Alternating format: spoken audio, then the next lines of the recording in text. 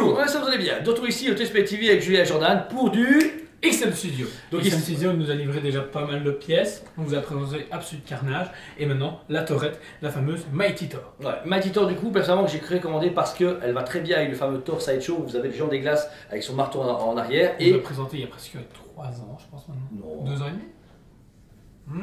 C'est pas l'année dernière. T'es sûr? Ouais. Moi j'aurais dit juillet dernier, moi. Non. Wow.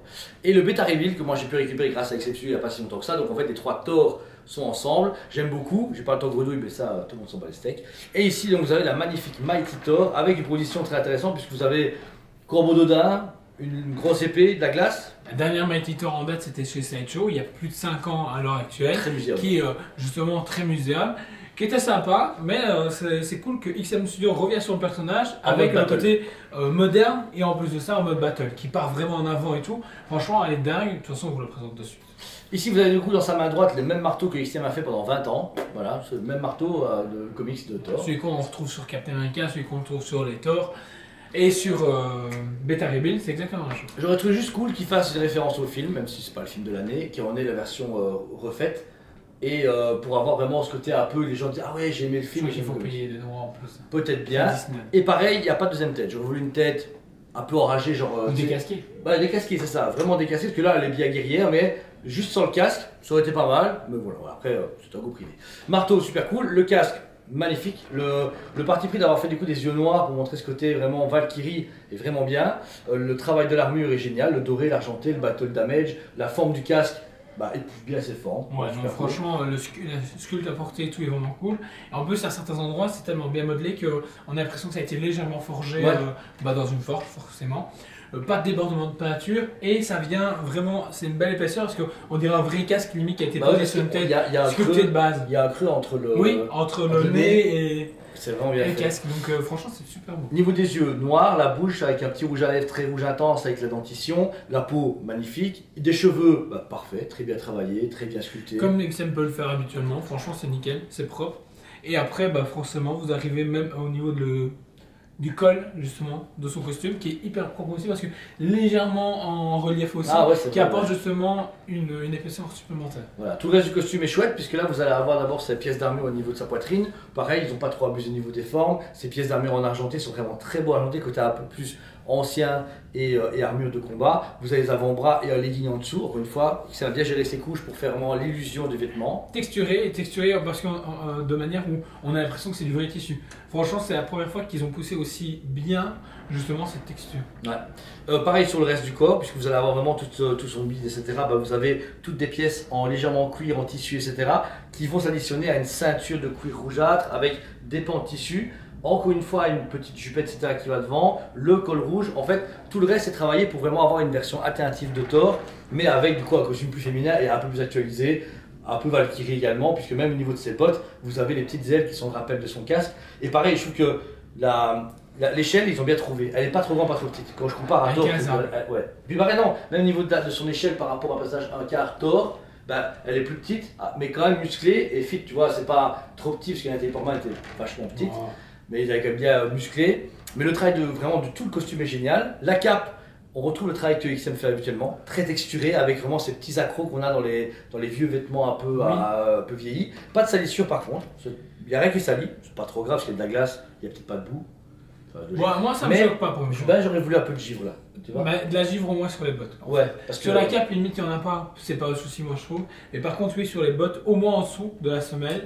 Parce que il y a un broche quand même importé et tout qui est propre parce que ça nous rappelle vraiment le côté métal, on a l'impression limite que c'est du vrai métal. Mais non, c'est de la résine. Donc il manque juste ça pour dire d'heure. Et vu que son genou vient reposer justement sur un glace, légèrement c'est pas. On voit qu'ils ont voulu la rendre vraiment immaculée. Peut-être pour des endroits avec Marvel, va savoir. Ensuite, son truc principal, c'est de la glace avec translucide, mais vraiment un tout petit peu. Mais il y a différence de couleur d'une teinte de blanc à légèrement bleuté. Et là, ils ont givré à certains endroits parce qu'on a vraiment ce côté blanc plus opaque qui est vraiment apporte justement cette givre à certains endroits et qui est propre. Et par contre, ce qui est marrant, son bouclier, c'est amusé un peu givré. C'est vrai, là, clairement, on est un peu sur les effets de U29, donc le royaume des géants, puisque le bouclier. God of War. Ouais, ça aussi.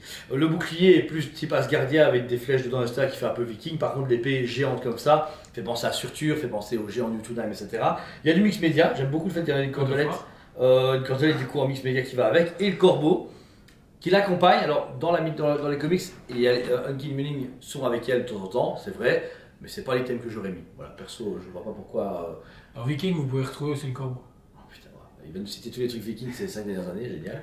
Mais la position est cool, surtout en sachant qu'il n'y a que 199 pièces au monde, donc moins de 200 pièces dans le monde. C'est vraiment une pièce ultra limitée. Et ça fait plaisir de voir des pièces comme ça encore à l'heure actuelle. Et en plus de ça, on en parlait justement avec Sam, il n'y a pas longtemps. Et en disant justement que c'était cool, on retrouve l'atmosphère qu'on retrouvait il y a 5, 6, 7 ans, on va dire même plus 7 avec un tarif plus élevé. Avec un tarif plus élevé, mais qui est justifiable entre guillemets parce que les tirages sont limités, moins de propositions quand même, on va pas se mentir. Et puis ensuite la qualité qui a vachement augmenté. Et puis une production qui des fois, en moins d'un an pour produire un produit, ça fait plaisir aussi.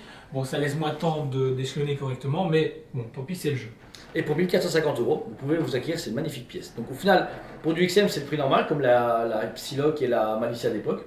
Mais elle vient se situer sur le prix d'une bonne période. Ouais, c'est le prix actuel, tu vois. C'est le prix actuel, donc ça va encore. Et puis la proposition est géniale. C'est nouveau, c'est une femme, c'est pas encore Psylocke ou Malicia ou encore du coup une tornade. C'est le personnage Mighty Thor. Ça accompagne l'idée d'XM d'avoir vraiment du choix très varié, comme Absolute Carnage, la Mighty Thor, etc. Les futurs autres statues qui vont sortir. Mais franchement, celle-là, coup de cœur. Pour ma part, elle fait vraiment sans faute. Bon prix, très bonne limitation et très belle statue Casa. Donc franchement, génial. Et une boîte portable. Ouais. Pour une fois. Et là, Accotable. Franchement, c'est une belle statue. Je l'achèterai pas parce que j'en ai rien à cirer. Mais franchement, elle est vraiment cool. Elle est vraiment cool. Franchement, si vous avez un petit coup de cœur, elle est dispo dessus dans le magasin. On a du stock, donc du coup, si vous avez plaisir, c'est paiement global ou paiement 3 fois. Une fois que tout est payé, on vous l'envoie ou vous venez la chercher. On a un magasin quand même ici rue de la Régence avec pas mal de choix et un magnifique showroom, un magnifique musée qui est là pour vous faire plaisir. Donc voilà, mettez un petit like, abonnez-vous si ce n'est pas déjà fait, parce qu'on est presque 11 000 sur la chaîne et ça fait vraiment très plaisir. Et on a toujours plaisir à faire nos reviews. Là, on est en train d'enchaîner des très très beaux trucs, donc suivez l'actualité. Donc voilà, merci à vous tous, on vous aime beaucoup et on vous dit à très bientôt. On vous aime beaucoup et on vous dit à très bientôt.